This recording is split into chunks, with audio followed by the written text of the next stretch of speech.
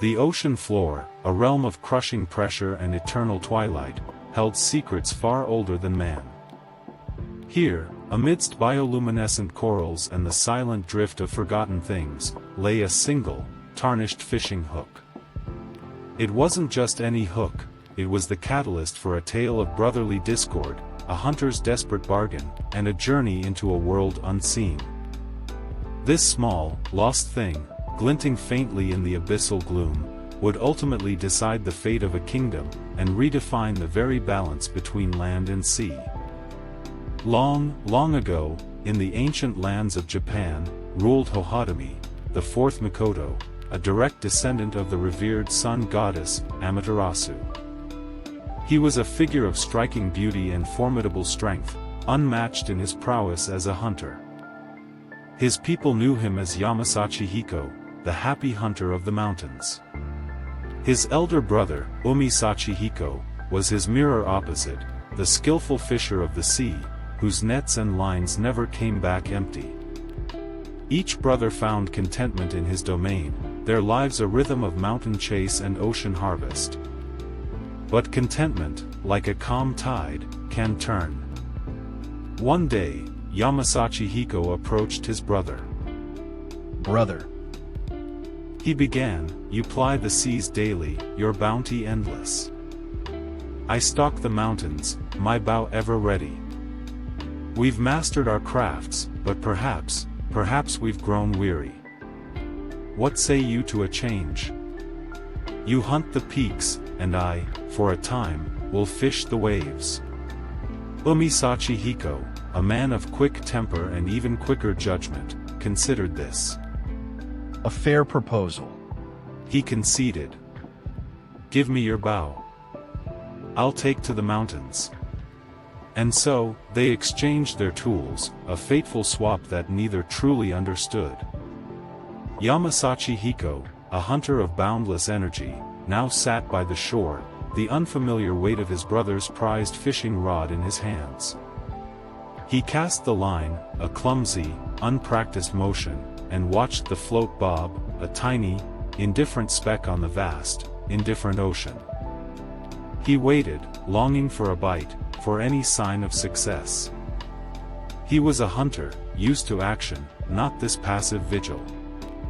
The sea, however, was a different kind of prey, and it demanded a different kind of patience.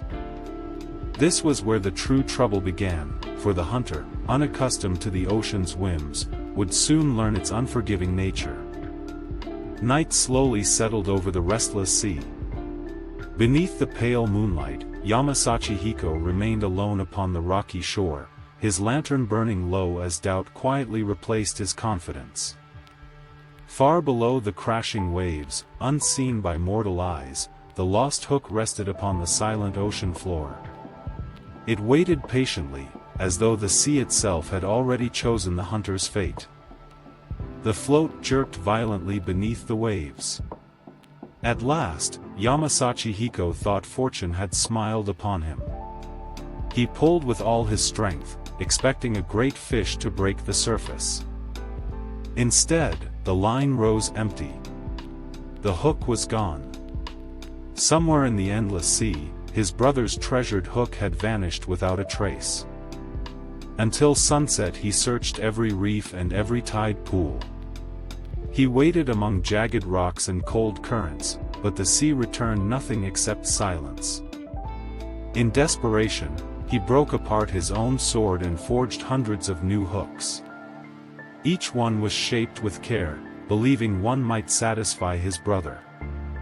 But Umisachi Hiko rejected every hook. "I want the very one I gave you," he demanded. "Bring it back, or do not return." Ashamed beyond words, Yamasachi Hiko wandered the lonely shoreline. For the first time, neither courage nor strength could solve his burden. An ancient sea elder appeared from the mist. It was Shiatsuchi no Aji, the wise spirit who had watched over the tides since the beginning of ages. The old spirit listened quietly as the hunter confessed everything. When the story ended, the elder smiled with calm understanding. "Some treasures cannot be recovered by mortal hands," the elder said as he wove a small bamboo boat. "Sail onward, and the sea itself will guide you." The tiny boat drifted beyond the horizon. The sea opened beneath him, carrying the hunter into a magnificent world hidden beneath the waves. Before him stood the palace of the Dragon King, built from coral, pearl, and crystal. Schools of brilliant fish circled its glowing towers. Within the palace gardens he discovered an ancient well beneath a sacred tree, surrounded by flowers that never faded. Beautiful maidens arrived to draw water from the well. Their graceful movements slowed as they noticed the stranger from the world above. They welcomed him with kindness before hurrying to inform their princess that a visitor from the surface had arrived. Princess Toyotamahime appeared, radiant as moonlight upon the sea. The moment their eyes met, destiny quietly revealed itself. She invited Yamasachi Hiko into the Sea Palace, where the Dragon King's court welcomed him as an honored guest. Hearing the hunter's tale, the Dragon King summoned every creature of the sea.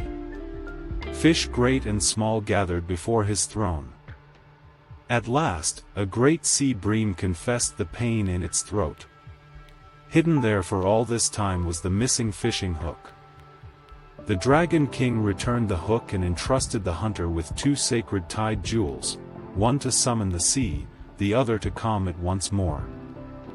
With the lost hook and the sacred treasures, Yamasachi Hiko departed the Sea Kingdom. The enchanted boat carried him safely back to the surface. Even then his brother refused forgiveness. Only when the tide jewels raised the sea around him did Umisachi Hiko surrender his pride and beg for mercy. The lost hook was finally returned to its rightful owner. Peace was restored between the brothers, and the legend of the drowned hook lived on as a reminder that humility, patience, and compassion are stronger than anger.